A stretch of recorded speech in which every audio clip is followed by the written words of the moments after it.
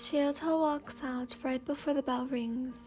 We stare at each other for a moment, waiting for the bell to stop. When it does, he smiles. I was just about to come to tell you it's time for PE. A few students walk around me, filing into the classroom, thanking Szīrso. I give the boy a tight-lipped smile, turning back to the forest before I do the same. Szīrso watched everyone go inside and waited for me. He stares out at the forest along with me, possibly squinting his eyes to look for what I'm trying to find. The red-headed guy left after asking me that weird question without an answer. I watched him saunter back into the woods, the forest.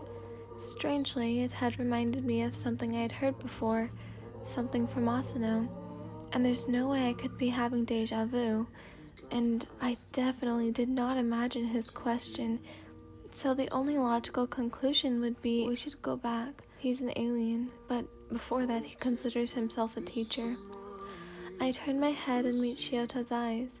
He's right, we should get back, but I face the forest one last time and shake my head. I give his pigtails a glance over, then another tight-lipped smile, and walk inside. After changing, the class is taken outside and forced to train. I'd rather be forced to run a mile, but we don't get what we want. What's that saying? I can't have my cake and eat it too? But lately, no. Ever since that picture was taken, it's like I don't even have the ingredients to make a cake. The obvious answer would be to take someone else's, but I can't even, because I feel too drained to even do that. I haven't just been moping around all summer, and Szīrso's connection with Akabane, I've been able to get just enough information to write the perfect letter. I spent quite a lot of time on it, actually. I better not fail. I won't. I refuse to. I'll send them out today. I plan to have them sent directly to their houses. During summer, I was also able to figure out the location they'll be meeting at, something a lot of couples are seen doing. It's the perfect bait trap. It'll seem like they're meeting up for a date, and right before they realize they've been played, I'll already have my video. It can't go wrong. Besides, with a lot of people around, they won't be able to do anything. I'm a bit shorter than Mᴜsɪᴄ. I'm sure Akabane is taller too, so if things go sour, I can always play the victim and cry wolf. I also have the advantage of surprise. Mᴜsɪᴄ would never think I could possibly betray him. He thinks by waving around that photo in my face that I'll bow down and kiss his shoes, but he's dead wrong, and in a world like this, that will get you killed. I've never met the man himself, but Akabane Karma seems to think he's better than me in every single way someone can be better, which will work in my favor due to the fact that I acknowledge my weakness and find ways to make up for them. He thinks I stand powerless against him, and against him and Mᴜsɪᴄ I don't stand a chance. I'm guaranteed my freedom and power over both of them. It's honestly all I can do not to let out a hysterical laugh. I bite it back, and instead let out an airy chuckle as I dodge one of Szīrso's thrusts of his arm. I focus my eyes on the fight going on in front of me, rather than the war I've been planning for far too long. When Szīrso throws another arm in front of my head, I grab his wrist and spin him around, all the while tripping his legs and pushing him to the floor. I stand over him, my glower fading as soon as it appears, and help him up with one hand. That was good, I smile. That was amazing. How did you know I was going to hit you again? I shrug. Instinct, I guess. Was it? I have no idea. Okay, I want everyone to take a break and then switch partners with the team in front of you, the yellow blob says, but I already feel like stopping. My body aches everywhere. There's no way we can continue like this, I huff out. I agree, a gruff voice bellows. The 3E and I turn to where it came from, that JDM agent, Charisma Taidomi. goes on to explain that he has been selected personally to be our new gym teacher, but dealing with this certain circumstance, I think the term act would be more appropriate. When we get back inside the classroom, we only have history left. As I take out my notebooks, I see Szīoto walk away from his group of friends and over to me. He smiles brightly, making me gag just a little. Don't smile so big. I shield my eyes. He rolls his and ignores me. Kaino, Sujino, and I are going to walk around the mall after school. Wanna come? A public place with friends and social interaction? No thanks, that sounds tiring.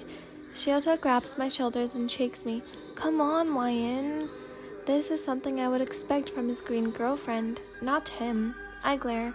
Who gave you permission to touch me? Come on, it'll be fun. His eyes hold something in them. Something like excitement.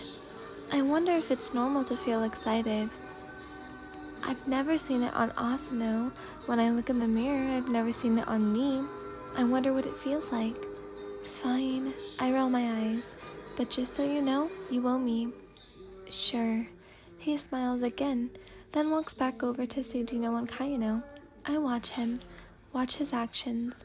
It's the first day and he already seems to be happier. Why is that? I wonder. How can someone glow so much? I look toward the forest again, out the window. I stand and walk over to it, caressing the plexiglass. I guess I have felt excitement before. I continue rubbing the glass up and down, staring longingly at my fingers as I do so. It's him. He's the reason. Akabane karma. Him and his games. He gets me excited. I want to meet him more than ever now, professionally this time. As promised, Szīoto buys me a mall pretzel, the best kind of pretzels. I snack on it as our group walks up and down the mall, passing, sometimes walking into, shops. Kaino made a stop at the sweets store. She goes crazy and it takes both Sujino and Szīoto to drag her out, crying, might I add, before we leave. We should do this all the time. Sujino laughs. It was fun. Please, you just wanted an excuse to ask Kanzaki out. Sujino glares at me, an irk mark appearing above his head. He playfully pounds my head while shouting nonsense. I stick out my tongue and stare blankly. After we calm down a bit, I accidentally mumble. That wasn't half bad. A small smile creeping over my thinned lips. What was that? Kaino pushes her face into mine. It scares me a bit and makes me wonder if she heard what I said, but she only tilts her head. Nothing, I say, biting back the smile. I shut the door of my house and shuffle up to my room. As soon as I walk in, I throw my bag on the bed and walk over to my desk, reaching for my laptop. It's time to set my plan into motion. I grin disgustingly as the letters come out together. I grab them and fold them with as much love and consideration I can muster. I was almost giddy, giggling here and there. This is what truly makes me excited. Then, I understand. When I'm scheming, or better yet, when I'm following through. And I know my plan is going to come together perfectly.